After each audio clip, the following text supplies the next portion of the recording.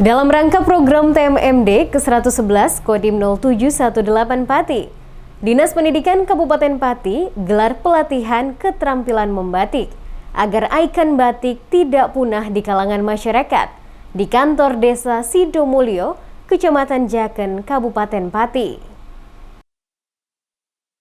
Untuk mempertahankan eksistensi batik di kalangan masyarakat, Dinas Pendidikan Kabupaten Pati gelar pelatihan keterampilan membatik di kantor Desa Sidomulyo, Kecamatan Jaken, Kabupaten Pati.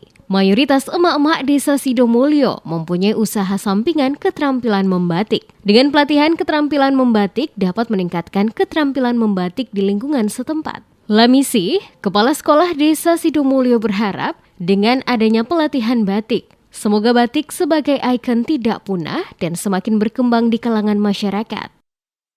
Ya, terkait dari ini adalah kegiatan pelatihan membatik yang diselenggarakan dari Kodim. Banyak sekali batik tulis, terutama di Desa Bakaran Wetan, Desa Bakaran Kulon, itu objek dari batik tulis di Kecamatan Buena.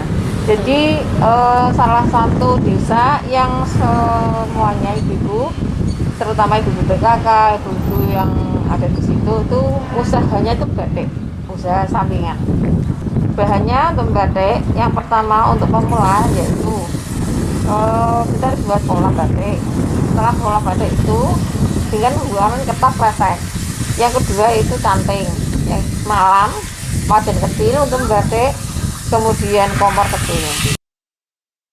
Adapun tahap yang diajarkan dalam membatik adalah membuat pola batik, pembuangan kertas kresek, canting, malam yang dibantu dengan alat kompor.